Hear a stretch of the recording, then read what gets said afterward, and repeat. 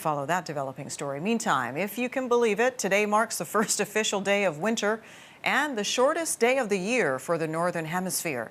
But besides colder months and longer nights, what else could this season bring for Canadians? Joining me now to talk more about this is Dave Phillips, senior climatologist at Environment Canada. Dave, welcome.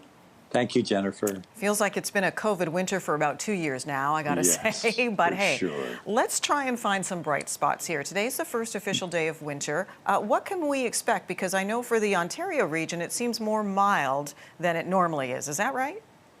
Well, Jennifer, I think you're right. What we see right now, it's pretty cold out in the west, and it's been balmy here in eastern Canada. And I think what you see is what you're going to get. I think the forecast this winter, January, February, March, is pretty simple. We're calling for colder than normal conditions out west because of colder water in the Pacific, La Nina effect, and they've already begun to see that. Although, most of December, even for the west, has been balmier than normal with some pretty warm days. But here in the east, I think what we're going to see is kind of winter coming of the odd time and then disappear. And then it'll come back. So I think what we're seeing is milder than normal conditions in Ontario eastward and also up to the eastern Arctic, but cold across the prairies, British Columbia, and into the western Arctic. So, hey, it's a big country, but we've got lots of weather, and I think that's the kind of pattern that we'll see. In terms of precipitation, we're seeing perhaps a little more snow than normal in the west, and that's good news. You want, Jennifer, to bring them some precipitation for the growing season.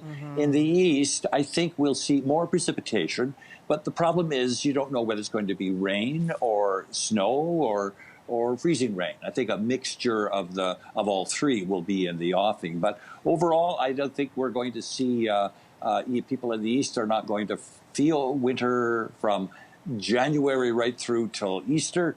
But I think it'll be a kind of a back and forth, a yo-yo kind of thing with protracted thaws and a coming back of winter and then to only disappear again. Sure. Okay. We were showing a pretty shot of Toronto there. But I want to focus just a little bit on the West in the minute that we have left, Dave, because they just had a horrific rainfall season in November, and it did deplete the snowpack as well. So what do they have in store for them in terms of, snow, and also is it expected to be more mild? And that's going to impact a lot of things, in the mountains.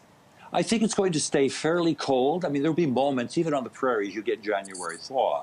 And I think the skiing will be excellent. The recreational pursuits will be easier. In fact, Jennifer, my gosh, Toronto has a less chance of a white Christmas than Victoria and Vancouver. So maybe there's some good news there. They're going to end the year on a kind of a happy note in terms of snow at Christmas. And hey, people who even don't like snow will accept it on Christmas morning. So they may wake up to a white Christmas, but I think more snow in the mountains, so good skiing and precipitation, which they really do need, not in British Columbia, but certainly on the prairies. We think that's the flavor of what the winter is going to be for them. So it won't be long drawn out. We think there'll be moments of melting, but overall, I think the flavor of the winter out west will be colder than normal. Dave Phillips, senior climatologist at Environment Canada. Happy holidays to you, my friend. Thank you.